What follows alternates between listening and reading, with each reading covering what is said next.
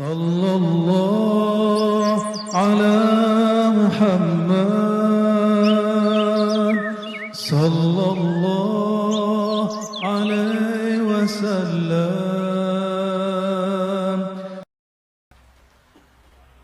Sebelum Dajjal Mahdi muncul, mereka sudah ada. Beberapa ulama kita sudah dikasih visi dan mereka bisa melihat. Beberapa sudah mimpi, beberapa sudah mengalami pengalaman rohani, bertemu dengan sosok Al-Mahdi, bertemu dengan sosok Dajjal. Udah ketemu, Pak.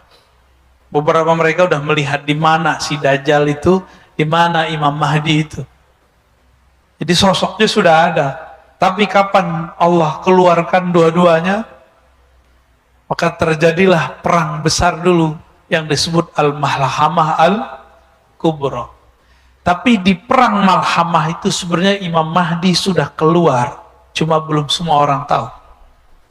Dajjal pun sudah bergerak, tapi di belakang layar. Keluarlah kemudian puncaknya, jika Dajjal keluarnya 40 hari 40 malam. Al-Mahdi itu dia saktinya luar biasa. Semua keilmuan yang pernah ada di masa lalu itu ada pada beliau. Maka Al-Mahdi nggak pernah takut sama Dajjal. Hidupnya santai karena dia mengenal Allah. Ala inna awliya Allah la khaufun alaihim wa lahum yahzanun. Para wali nggak ada takutnya. Jadi antum kalau cemas ini nur kewaliannya hilang udah. Al-Mahdi itu presidennya, pemimpinnya para wali. Pasti dia paling tenang di saat semua orang ribut, semua orang cemas. Kita baru dapat isu Dukhon 15 Ramadan tahun lalu, cemas nggak? Ya Al-Mahdi santai aja pasti. Ya apalagi pengikut-pengikut dia, santuinya bukan main. Dan nggak mungkin Al-Mahdi itu sekarang nonjol-nonjolin dirinya. Apalagi nongol-nongol di YouTube ngaku-ngaku udah ketemu Tuhan, nggak mungkin, ya. Dan kurang canggih Al-Mahdi kalau mimpi ketemu Tuhan, ketemu Allah, ketemu Nabi. Al-Mahdi dapat akses yang lebih mulia dari itu. Maka jangan percaya dengan Mahdi-Mahdi palsu. Semua di prank itu, ya. Jadi ada Mahdi di prank, Pak. Nah, itu muncul. Di akhir-akhir hari ke-40, udah hari ke-30-an, itu Allah turunkanlah Sayyidina Isa di Menara Putih. Di mana Menara Putih? Di timurnya Damaskus. Maka nanti bergerak dari Khorasan, timur, kita ini bagian dari timur, cuma bukan Khorasan. Nanti bergerak. Di saat itu, coba antum perhatikan hadis ini. Hal la taqumu sa'ah hatta yaghzuha 70,000 min Bani Ishaq. Tidaklah terjadi kiamat sehingga berperang padanya 70.000 keturunan Ishaq. 70.000 keturunan Ishaq berarti Israel bukan? Tuh, aneh udah sebut tadi, Taliban itu keturunan Kabilah Fustun, salah satu keturunan Bani Ishaq. Ini nubuat Nabi nih. Maka jangan mau dia bawa bendera la ilaha illallah, mau dia bawa bendera apa, yang penting dia keturunan Bani Ishaq. Mereka nggak nolak kok, Pak. Mereka nggak nolak kalau mereka keturunan Ishaq. Fa idza ja'uha nazalu, jika mereka datang, nazalu, mereka menempati atau turun, falam yuqatilu bisilah, mereka tidak berperang dengan alat-alat senjata. Walam yarmu bisahmin, di saat itu mereka tidak berperang menggunakan panah. Berarti olahraga akhir zaman apa dong? Tidak berperang dengan panah. Walam yarmu bisahmin, saya suka panahan walaupun susah kenanya. Ini Fajar nih menyaksikan kalau saya main panahan. Dari 10 yang kena 1 doang. Pas baca hadis ini, alhamdulillah. Kenapa? Lam yarmu bisahmin. Mereka tidak perang dengan melempar busur panah. Tapi yang mereka katakan apa? Qalu la ilaha illallah wallahu akbar. Senjata mereka zikrullah. La ilaha illallah wallahu akbar. Fayaskut ahadu janibaih. Lalu salah satu dari masing-masingnya jatuh. Ya. Illa an qala alladhi fil bahri thumma yaqulu tsaniyah la ilaha illallah akbar. Jadi ini perperangannya nanti betul-betul manual. Perperangannya betul-betul manual. Ketika turun Nabi Isa, ternyata Dajjal ini sudah tahu nasib dia nanti. Yang akan menebas lehernya itu Nabi Isa. Makanya Nabi Isa di waktu beliau masih hidup di zaman Bani Israel, umur 33 tahun lebih beberapa bulan, beliau kemudian dikhianati oleh salah satu muridnya sendiri yang nyamar jadi pengikutnya, namanya Yudas Iskariot. Ternyata Yudas Iskariot itu adalah samaran dari Samiri. Samiri ini nggak tahu kemana hilang. Dia mengira Nabi Isa sudah mati. Tapi dengan ada kajian-kajian begini, muncul Nabi Muhammad mengabarkan Isa belum mati. Kagetlah dia, muncul ketakutan lagi. Jadi Samiri itu alias Dajjal takutnya sama sosok Isa, karena dia dikasih tahu, kamu nasibmu berakhir di tangan Nabi Isa. Jadi nanti setiap kali ketemu Nabi Isa, terlihat jauh saja, itu Dajjal langsung pergi. Apa kata orang sini? Jiper apa? Oh, Nabi Isa dikabur deh, Pak. Disebutkan di hadis, dia meleleh seperti garam. Garam kepanasan meleleh. Maksudnya ketakutan. Jadi Dajjal tuh nggak pernah takut kecuali Nabi Isa. Menurut antum, Al-Mahdi ini kurang sakti atau gimana? Kok Nabi Isa yang bunuh? Ketika Nabi Isa turun, Nabi Isa masuk ke satu masjid di salah satu wilayah di Syam. Kita nggak tahu nama masjidnya apa, kan belum dikabarkan, di hadis cuma begitu doang.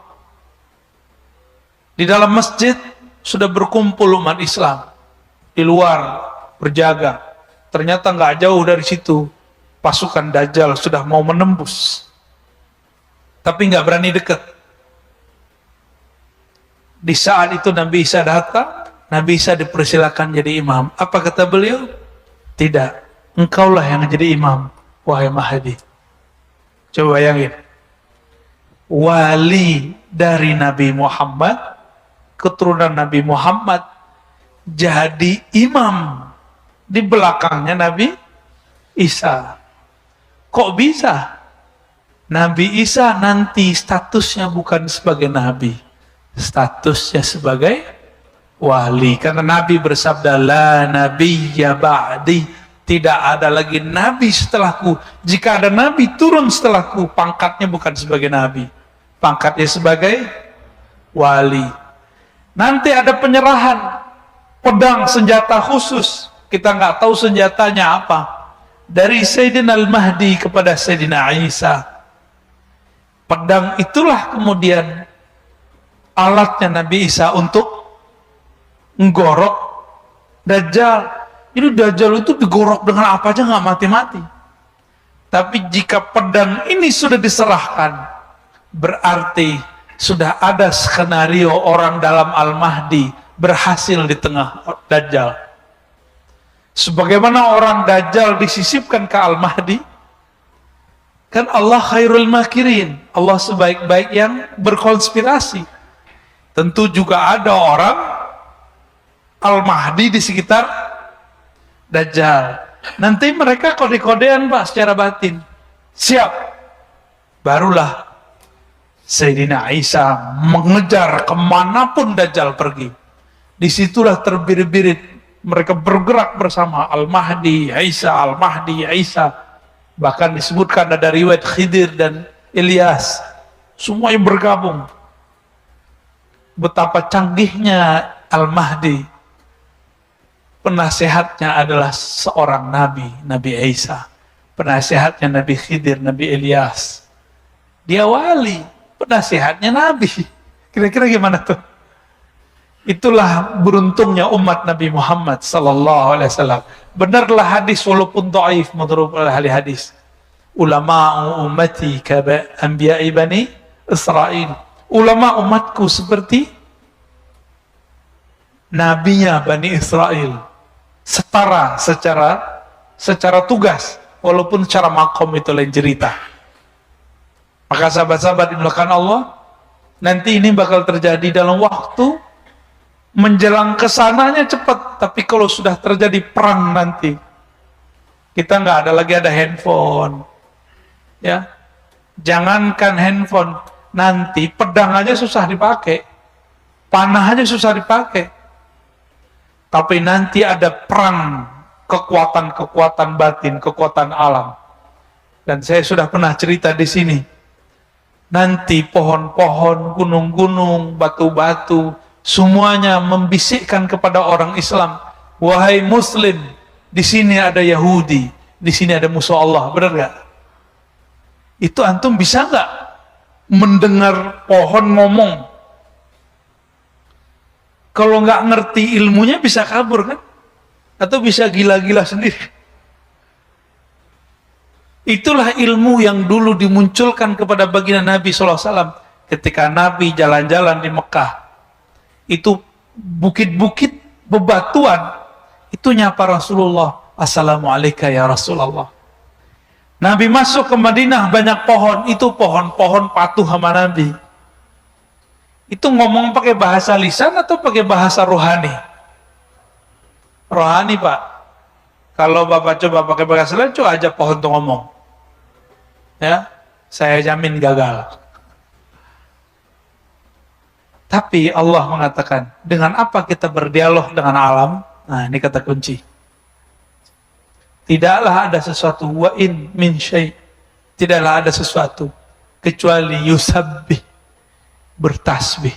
Sabbahalillahi ma fis samawati wal ard. Bertasbih apa yang di langit dan apa yang di bumi. Maka belajarlah mentasbihkan badan kita, mentasbihkan batin kita. Maka nanti kita akan bisa berdialog dengan bahasa-bahasa tasbih alam semesta. Baru bisa ngerti, Pak, nanti mereka ngomong apa.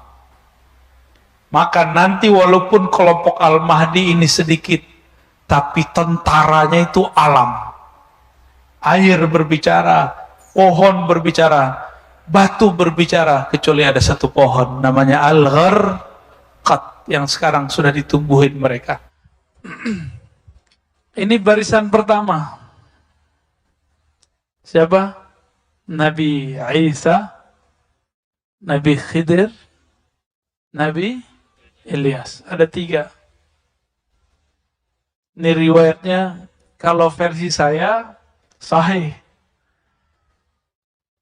Tapi digabung antara ilmu hadis dengan ilmu ruhani.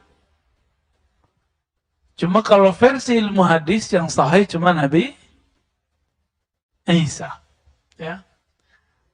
Ulama-ulama ahli rohani, wali-wali Allah, ya, kalau kita temuin mereka bilang, wah, ini semuanya Nabi Isa turun, Nabi Khidir juga, Nabi Ilyas juga, ya. Itu yang pertama, ini barisan pertama. Berikutnya siapa lagi?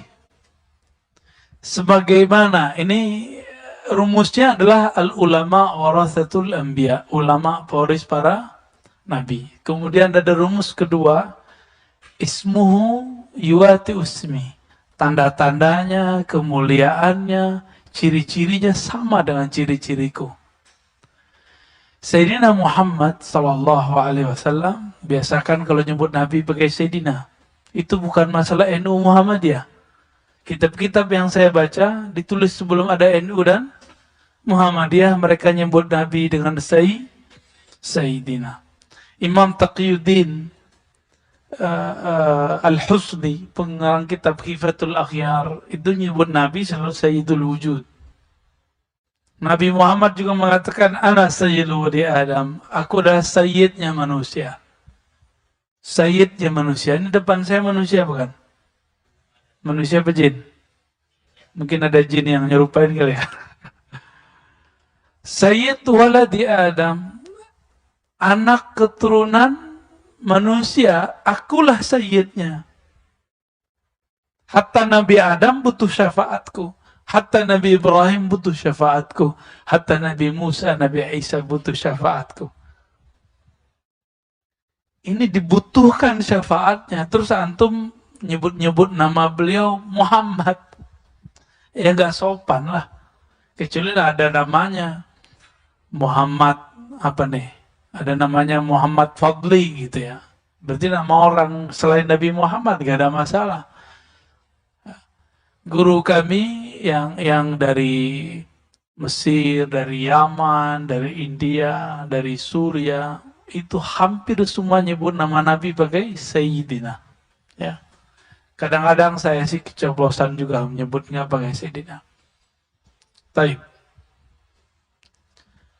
Nabi Muhammad SAW ketika beliau berdakwah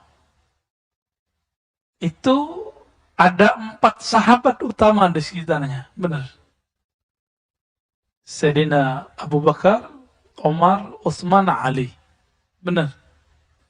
Maka nanti juga akan ada penasehat-penasehat atau orang-orang penting beliau, itu sekitar 4 orang bersama Nabi Sayyidina Al-Mahdi. Ini rumus-rumusnya ngikutin pola Nabi, Pak. Enggak jauh berubah.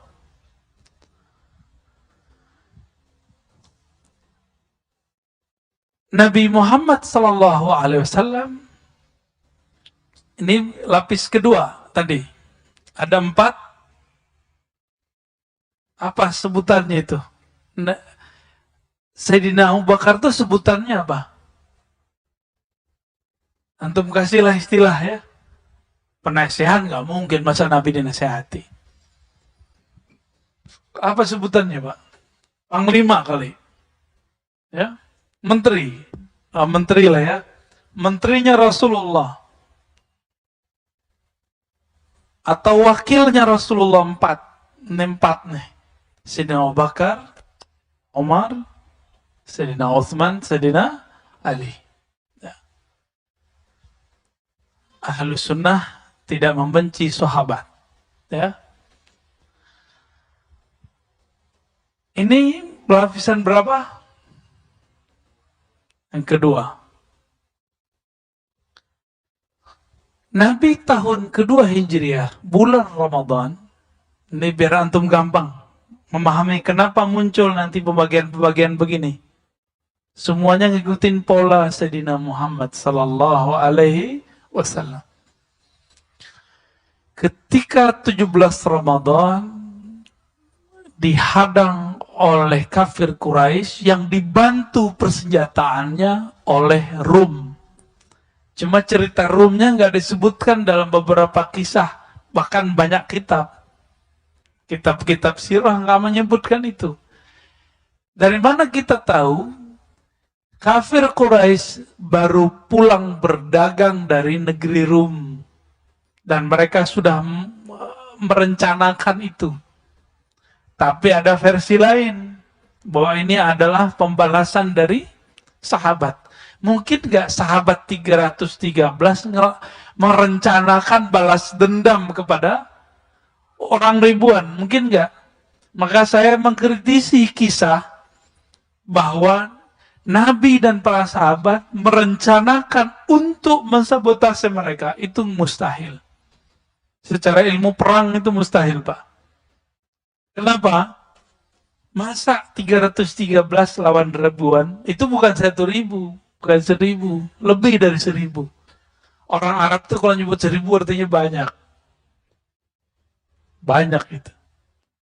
Dan yang ikut bukan hanya manusia, tapi setan, Lata, Uzza, ikut semua, Pak. Ada berapa jumlah iblis yang disembah di Ka'bah dan jadi berhala. Itu nama jin semua, nama iblis semua itu. Yang kemudian disembah karena dia bersifat, mengambil sifat-sifat Tuhan. Seakan-akan dia dewa. Latta, Uzza, Manat, itu ya. Na'udzubillah minasyaitonir rajim wa junudi wa juyushi wa dzurriyyati. Itu semua turun. Berapa jumlahnya? 360. Ikut semua perang. Antum nggak pernah diceritain ya? Itu ikut semua. Tahu dari mana kita? Dalam Sahih Bukhari, Sahih Muslim, Sunan Abu Daud, Tirmizi, itu beberapa riwayat menyebutkan. Yang saya ingat itu, ada dialog antara Sayyidina Muhammad dan Sayyidina Jibril. Jibril, kata Nabi Muhammad, yang ikut perang di antara kalian para malaikat, itu siapa aja waktu perang Badar. Jadi Nabi sama malaikat tuh kalau ngobrol itu bisa cerita-cerita masa lalu. Ya, ngopi-ngopi kira-kira begitulah. Kalau kita ngopi, cerita masa lalu kan, sama masa depan. Jibril kerjaannya begitu sama Nabi. Antum kan mengira selama ini Jibril itu gurunya Nabi. Kalau versi saya tidak. Justru Jibril itu berguru kepada Nabi. Nanti saya cerita ya, ada masanya. Lebih mulia Nabi Adam atau Nabi Muhammad SAW? Dulu waktu di surga, Nabi Adam jadi guru para malaikat atau jadi murid? Guru apa murid? Wah, ini orang Bintaro beda pendapat nih. Ya, ulama Bintaro ikhtalafu. Mana yang benar? Nabi Adam jadi guru malaikat atau jadi murid? Tuh masih ada yang bilang murid soalnya. Yang bilang murid apa alasannya? Hah? Bingung juga ya. Coba lihat ada ayatnya. Ya Adam ambihum bi asma'ihim. Hai Adam, kabarkan kepada mereka. Itu terjemahan. Tapi kalau dalam arti umumnya, ajarkanlah para malaikat nama-nama yang aku ajarkan kepadamu. Guru bukan? Guru. Anbi'hum itu juga artinya nabi. Maka ada sebuah kaidah di kalangan ulama Ahlussunnah sebagian, Nabi Adam itu pernah diutus kepada para nabi, para malaikat. Ya. Lebih mulia Nabi Adam atau Nabi Muhammad? Nabi Muhammad SAW. Dulu Sayyidina Jibril ikut ngaji kepada Nabi Adam. Sekarang kira-kira orang yang lebih mulia daripada Nabi Adam jadi gurunya apa jadi muridnya Jibril? Jibril itu disebut Rasul, bukan Syekh, bukan Muallim. Ini Jibril saya ngomong ini gak marah Pak. Dia akan anggu-anggu insya Allah. Karena data-datanya banyak. Sayyidina Jibril itu pembawa berita, disebut Rasulul Malaikah. Rasulnya para malaikat. Datang ke Nabi Muhammad. Membawa berita. Jadi itu pengantar surat sebenarnya. Pengantar tapi suratnya dari Allah, kira-kira gitu. Itu pun Jibril gak langsung ketemu Allah. Allah sampaikan kalamnya kepada Al-Luh Al-Mahfuz, tempat yang sangat suci di atas langit ketujuh sana. Kemudian disuruh Sayyidina Jibril mentransfernya. Jadi beliau itu pembawa berita, bukan sebagai gurunya Nabi Muhammad SAW. Kenapa? Saya sudah pernah menyampaikan di sini. Allah berfirman kepada Nabi Muhammad. Lewat Jibril juga disampaikan. Wa innaka, hai Muhammad, sungguh engkau la tulaqqal Qur'ana min ladun hakim alim. Ya. Engkau sungguh langsung dapat boleh, sanggup mengambil talaqi, mengambil Quran dari sisi Allah, ladun. Maka disebut laduni itu adalah yang diwariskan Nabi Muhammad SAW kepada para wali. Daripada siapa?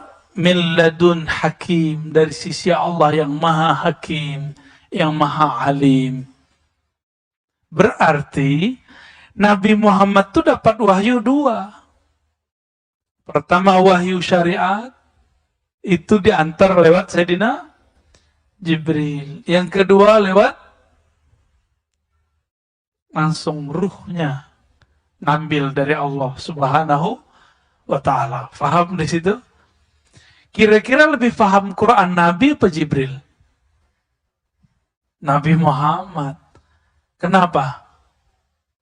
Alam ini ada karena Nabi Muhammad. Jibril itu ada karena Nabi Muhammad Sallallahu Alaihi Wasallam. Kira-kira begitu. Jadi jangan salah konsep.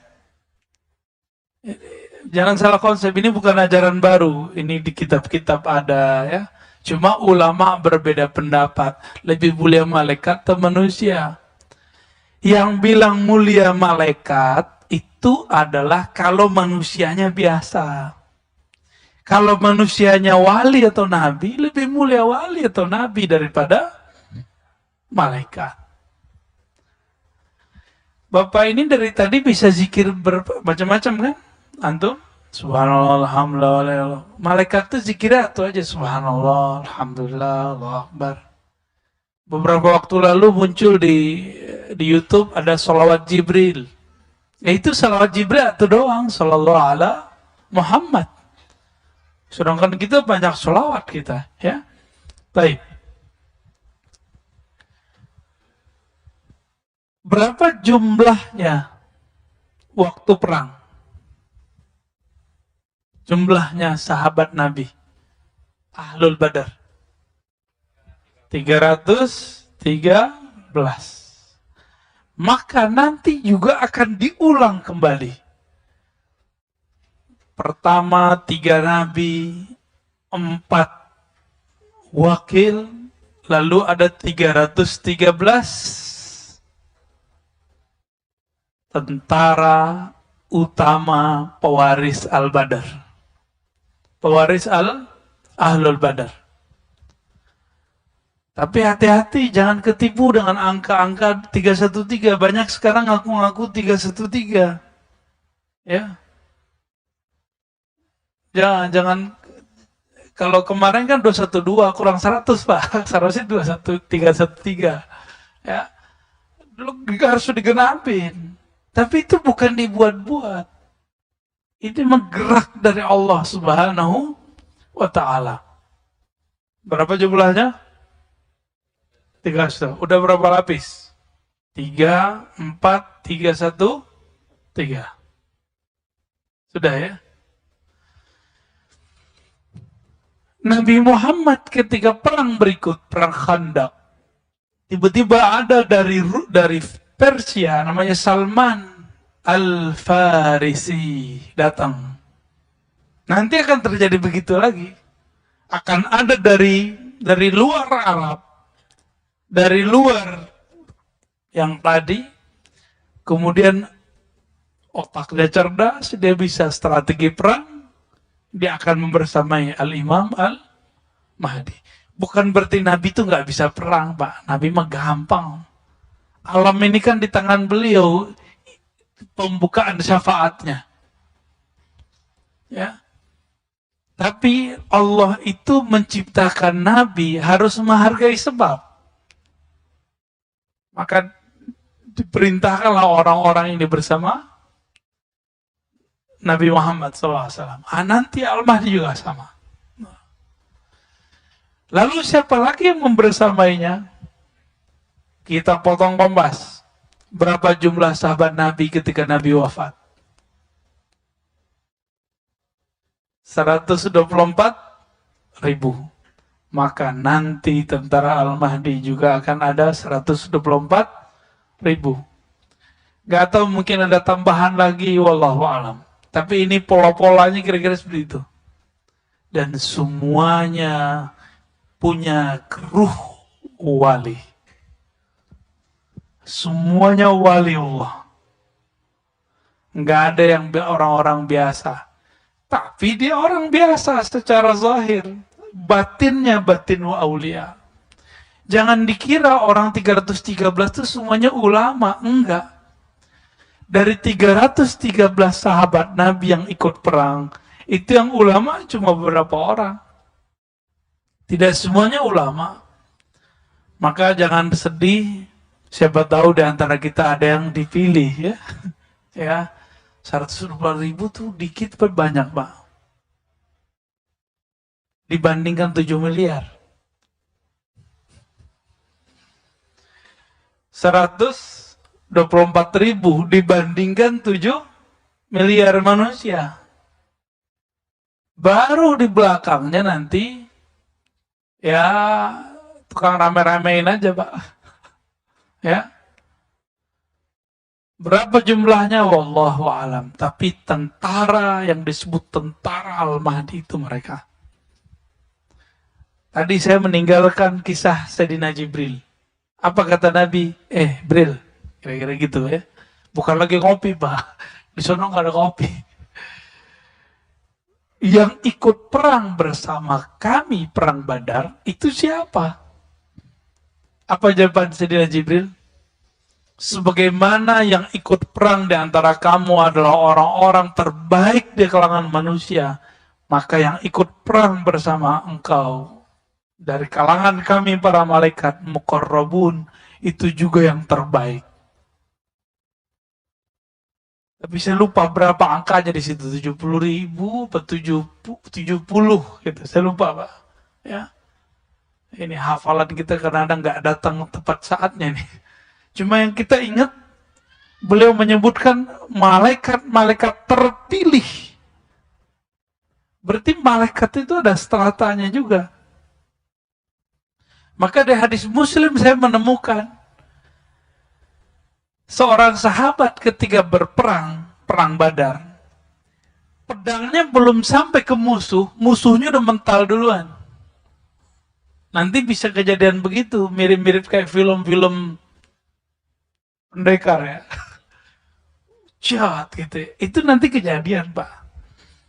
Nah, ini secara barisan barikadenya kira-kira ya. Sekarang siapakah mereka yang 4, yang 313, yang 124.000 itu? Ya. Siapa mereka sebenarnya? Yang pertama hadis sudah kita baca di depan. Al-ulama warathatul anbiya. Ulama-ulama itu pewaris para nabi. Apa yang diwarisi dari Nabi? Duit? Enggak. Istri? Enggak. Banyak kok wali jomblo. Istri atuh. Kalau Nabi kan istrinya berapa, Pak? 13, 11, lalu kemudian saat belum meninggal ada 9 istri. Jadi bukan itu yang diwarisi ya. Walaupun nanti boleh kalau sudah daulah berdiri itu boleh nikah banyak-banyak. Jadi ciri pertama mereka ruhaninya ruhani ulama, walaupun tidak bisa baca kitab. Ulama itu siapa di Quran? Surat Fatir. Innama yakhshallaha min ibadihil ulama. Yang takut kepada Allah cuma hanya ulama. Berarti yang menjadi pewaris Nabi nggak mesti bisa baca kitab. Ya, kebetulan saya nggak bawa kitab, Pak. Nggak bawa ya. Jadi yang nggak bisa baca kitab nggak usah sedih. Nggak masalah. Tapi ada nggak rasa takut kepada Allah di kolbu? Kalau ada potensi menjadi tentaranya. Ya. Kalau ada itu dalam diri saya bisa jadi tentaranya. Kalau umur panjang. Kan masa depan itu kita nggak tahu. Ya.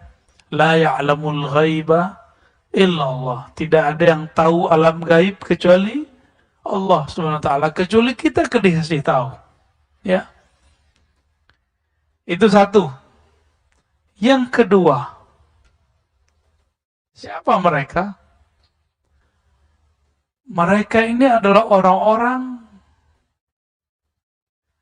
yang pribadinya adalah pribadi-pribadi arifina billah. Orang-orang yang mengenal Allah Subhanahu, itu yang level yang ring 1, ring 2 itu, Pak. Itu arif. Apa arti arif? Dia kenal kepada Allah. Sejauh apa dia kenal kepada Allah? Melebihi nama. Dia kenal nama Allah. Dia kenal sifat Allah. Bahkan diberi pengenalan mengenai rahasia-rahasia tentang siapakah hakikat Allah itu. Tapi itu di dalam dirinya, nggak boleh dibuka. Ya.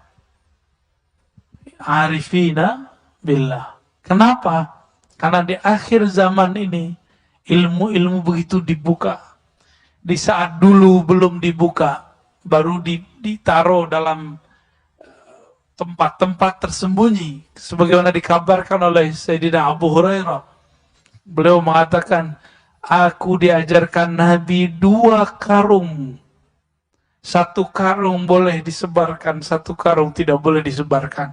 Yang 1 karung ini akan disebar di akhir zaman ini. Ini zaman ini, Pak. Ya. Yang boleh kita sebar itu kitab hadis. Maka insya Allah next kita buat kajian kitab hadis setiap malam Jumat sekali sebulan insya Allah ya. Benar Pak ya. Kalau sekali seminggu saya nggak kuat Pak. Sekali sebulan insya Allah malam Jumat habis Isya kita buat kajian di sini.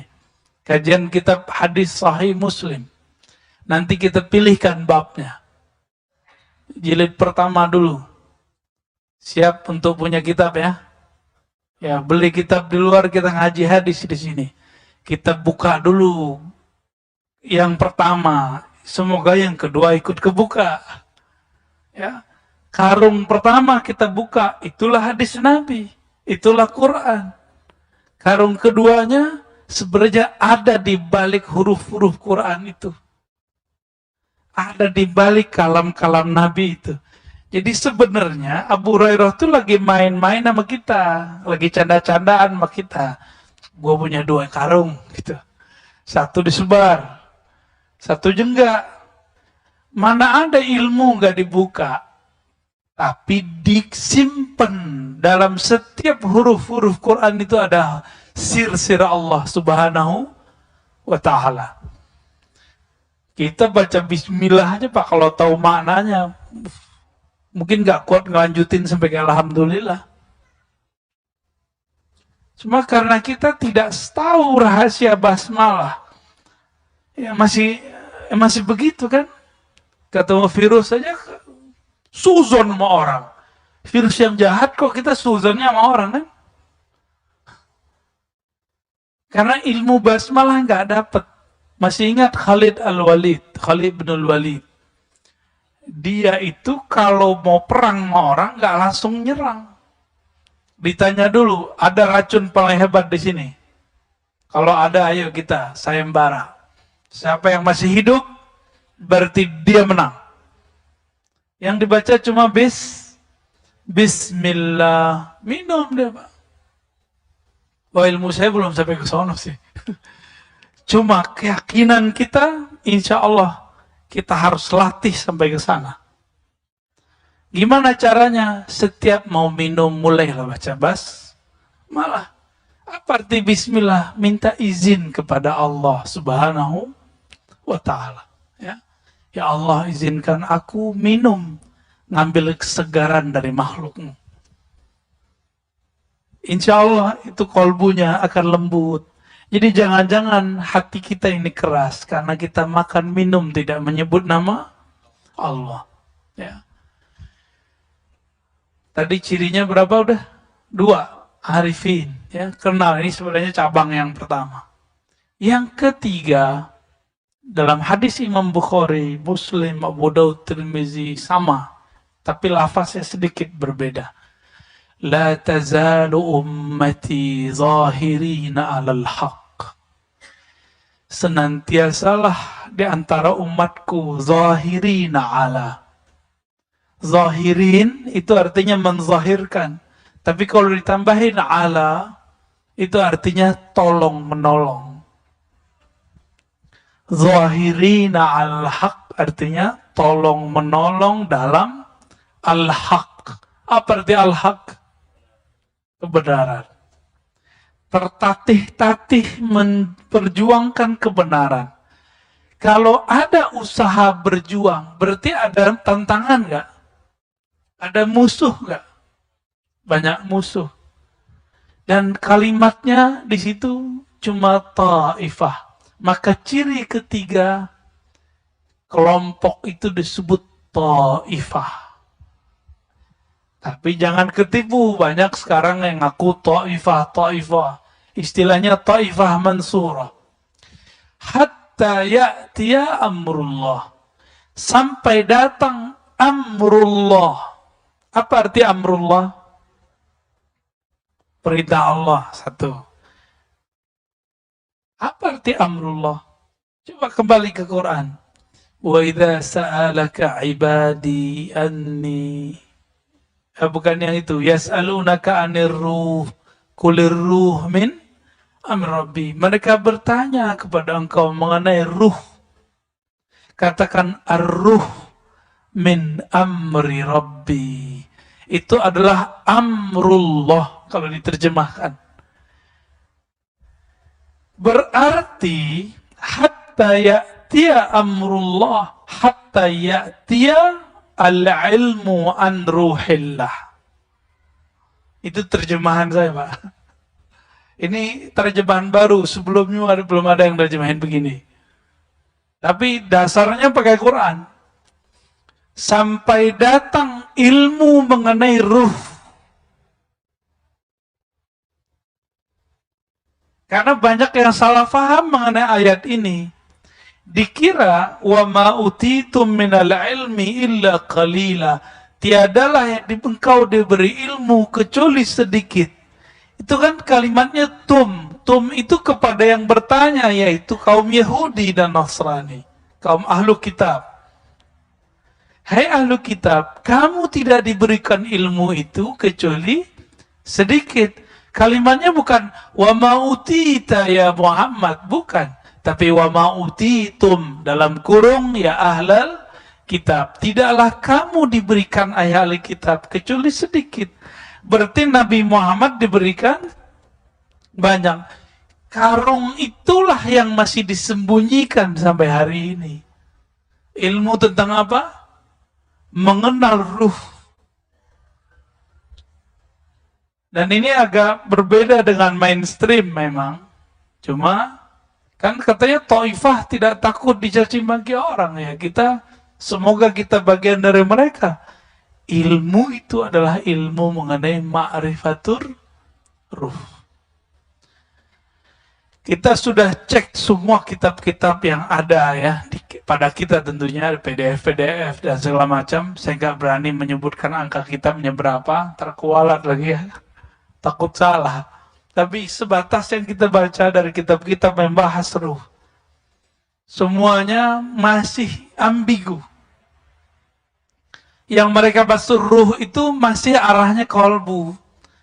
Masih dianggap sukma atau jiwa. Bukan. Ruh itu rahasia Allah. Kalau kolbu sudah dieksplor oleh Imam Ghazali. Nafs sudah dijelaskan oleh Imam Ghazali. Apalagi akal sudah dijelaskan oleh para filsuf. Ilmu-ilmu yang ada sekarang kan cabang dari akal semua. Ilmu mengenai yang tarikot yang ada di alam semesta hari ini, itu mentoknya di ilmu kolbu. Maka zikirnya zikir kolbu, riadohnya riadoh kolbu. Semuanya di situ. Tapi nggak sampai kepada ma'rifatur ruh. Ternyata ma'rifatur ruh itulah jalan terdekat kepada Allah. Ketika Allah mengatakan, inni qarib, sungguh aku dekat. Itu sedekat kita sama nafas kita. Bukan berarti di dalam diri kita ada Allah, bukan. Itu salah, nanti jadi Jadi Allah nyatu ke badan, nggak boleh begitu. Tapi dekat sekali, dan dekatnya hanya Dia yang tahu, dan kekasih-kekasihnya. Ya, Allah kasih kunci-kuncian. Dekatnya Allah dan Nabi Muhammad itu seperti qaba qausaini au adna, seperti dua busur atau lebih dekat. Itu Nabi Muhammad, Pak. Jika Al-Imam Mahdi sedekat itu kepada Allah, maka jika Nabi Muhammad sedekat itu kepada Allah, maka Al-Mahdi juga sama. Kan pewarisnya adalah Al-Mahdi. Tadi saya kembali ke hadis pertama, ada yang ketinggalan. Ulama pewaris para nabi. Oke, nabi berapa tadi? 124.000. Sahabat berapa? 124. Jadi sebenarnya, ini antum mungkin jarang mendengar ini. Sahabat-sahabat 124.000 itu adalah pewaris semua nabi. Makanya Nabi Muhammad mengatakan, di antara nabi itu ada yang punya murid, punya jamaah, punya umat, ada yang tidak punya. Di antara sahabat ada yang punya umat, ada yang tidak punya umat, ada yang nggak punya jamaah, sama. Berapa jumlahnya tadi? Nabi wafat, jumlah sahabat 124.000. Tapi yang kedetek ahli hadis Imam Ibnu Hajar cuma 12.000. Ya, di kitab Al-Isobah, saya ingat saya ada 12.000. Tulis namanya ada. Berapa tadi? 124.000. Yang ketemu namanya cuma 12.000. Gimana tuh? Berapa persen dapatnya? Cuma 10% yang namanya ada. Sama. Nanti tentara Al-Mahdi yang dikenal paling cuma 10%. Yang lain nggak tahu, Pak. Ahlul Badar aja antum nggak tahu kan? Ada yang tahu nggak Ahlul Badar siapa aja? Saya aja nggak hafal semua. Padahal kita baca sering, tapi nggak hafal-hafal semua. Apa begitu ya? Begitulah hafalan kita.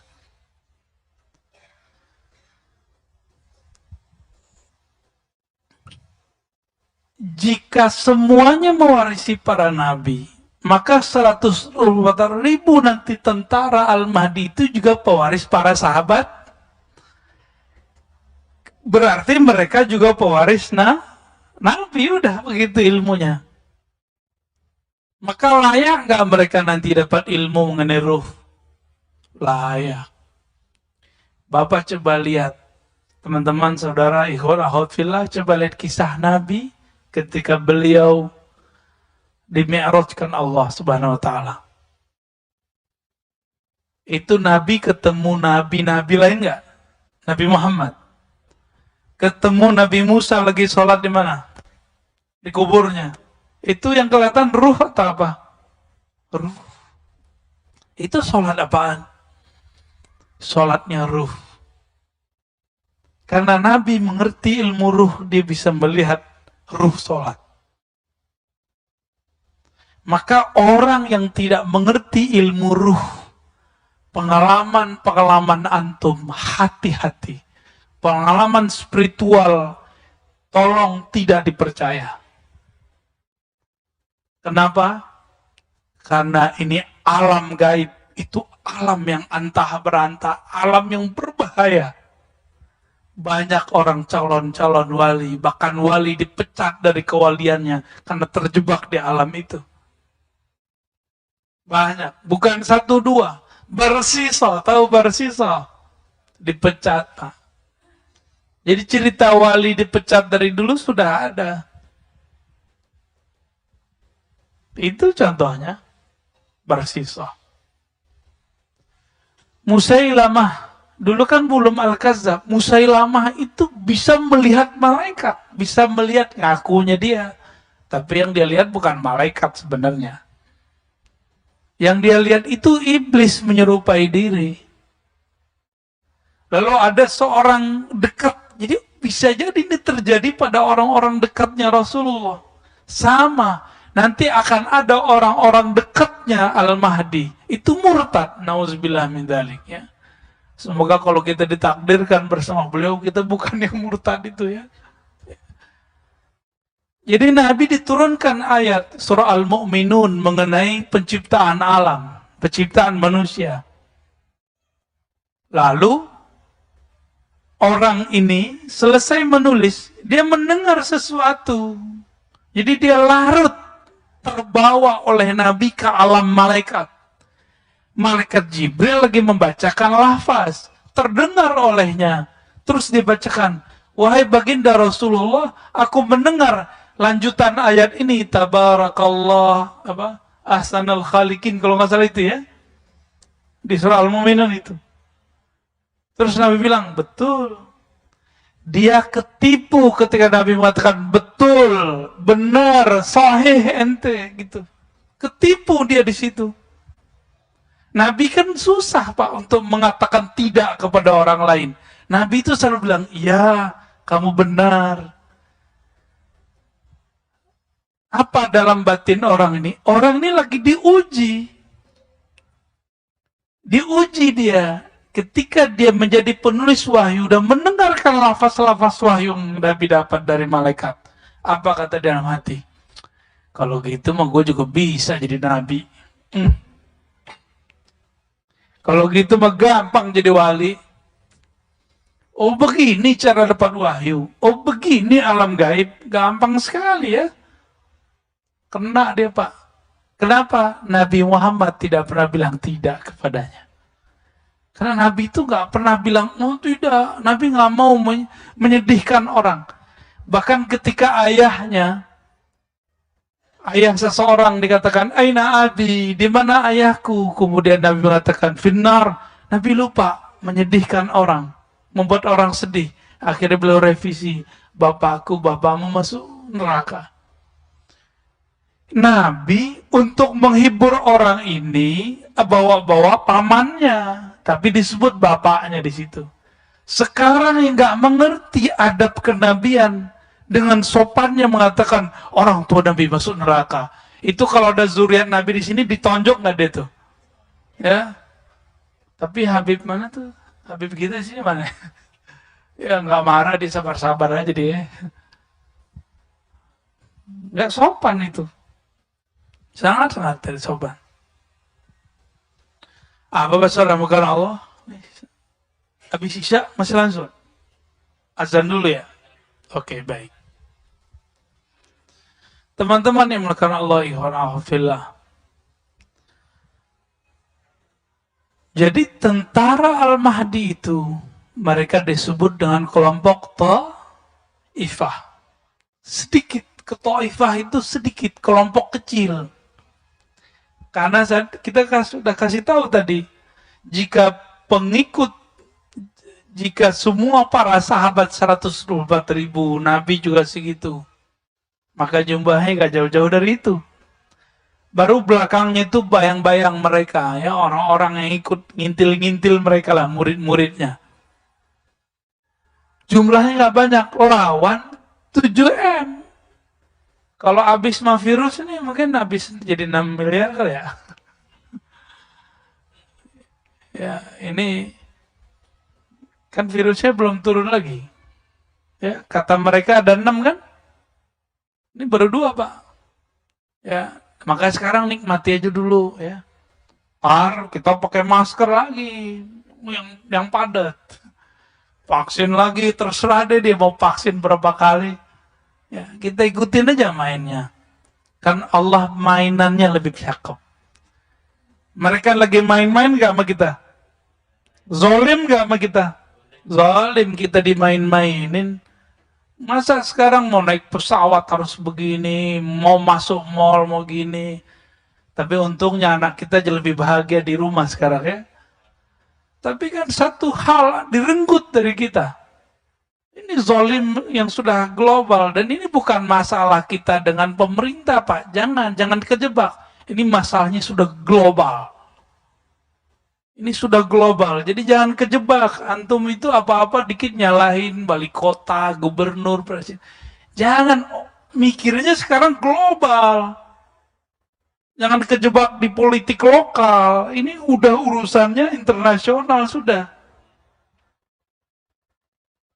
Ya, nggak ada urusannya saya mau bela siapa. Saya cuma ngajak kesadaran kita biar lebih luas. Jangan kesadaran cetek. Kesadarannya harus lebih luas. Ini perangnya bukan perang antara Jokowi Prabowo lagi, ya. Bukan antara PDIP, PKB, komunis dengan salah. Enggak, bukan itu lagi. Enggak, ini buktinya komunis lewat tuh nggak ada, ya. Nggak ada kan? BNPT, Densus menemukan teroris itu kelompok ekstrim Islam, Pak. Kelompok ekstrim atas nama Islam. Nggak ketemu satupun orang ideologi ini, ideologi itu nggak ada. Yang ada berteologi sebelah itu. Yang tauhidnya uluhiyah, rububiyah, al-mulkiyah, al-hukmiyah. Uluhiyah, rububiyah, nomor 3-nya apa dia? Ya, bukan asma sifat, al-mulkiyah, hukumnya. Kalau asma sifat paling ngebom kita pakai kata bid'ah. Kalau yang udah hukmiyah, itu beneran. Dan Nabi mengatakan, فَإِذَا لَكِيتُمُوهُمْ فَاقْتُلُوهُمْ. Kalau ketemu mereka, perangi mereka. Lafaznya begitu.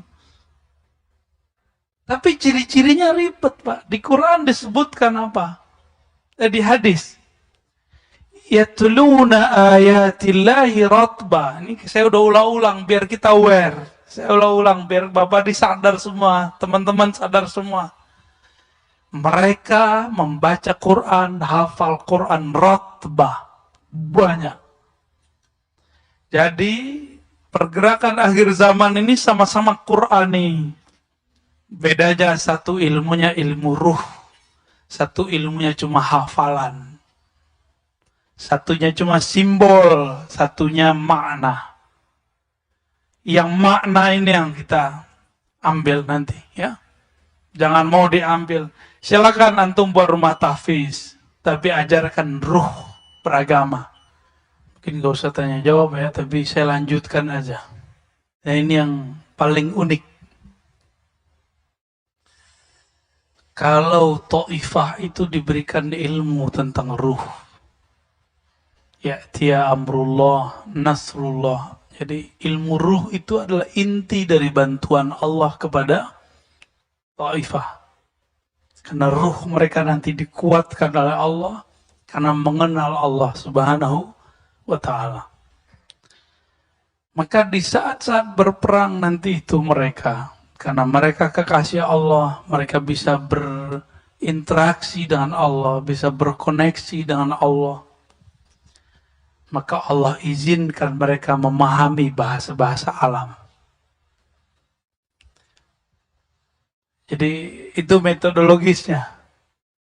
Allah izinkan batin mereka, bukan telinga ini. Batin mereka memahami bahasa-bahasa alam. Kecuali ada satu pohon, namanya pohon gharqad, yang sekarang mereka juga lagi tumbuhkan. Bapak kalau bisa bahasa Inggris, bahasa Arab, itu search di YouTube, itu mereka juga sudah menemukan sapi, apa namanya? Sapi merah ya. Dan itu langsung dari peneliti-peneliti Yahudi. Dan mereka mengatakan kita sedang menunggu Mesias. Mereka sendiri ngomong, Mesias itu Al-Masih. Tapi Al-Masih kan ada dua. Isa atau Dajjal. Yahudi senang nggak sama Nabi Isa? Yahudi senang nggak sama Nabi Isa? Yahudi benci dengan Nabi. Berarti Al-Masih yang mana nih? Ya yang ono. Semuanya bisa memberitahukan apa kata pohon, tembok, bebatuan, air. Semuanya mengatakan, ya Muslim, wahai Muslim, di sini ada musuh Allah, aduwullah, di sini ada musuh Allah. Jadi jumlahnya tidak banyak, tidak sampai 1 M. Musuhnya bermiliar. Tapi tentaranya adalah alam semesta ini. Kecuali 1 pohon itu, Pak. Kecuali jin kafir. Kecuali iblis. Dan mereka, tentara Al-Mahdi ini, diizinkan Allah mendengarkan suara itu. Kalau pohon kan setiap hari dia tasbih sebenarnya. Dia berbicara setiap hari. Membaca tasbih. Tapi kita dengar nggak di tengah ini? Enggak. Itulah salah satu makna daripada ya'ti amrullah, yaitu islah. Al-Mahdi. Jadi ciri-ciri terakhirnya adalah mereka diislah bersamaan diislahnya Al-Imam Al-Mahdi.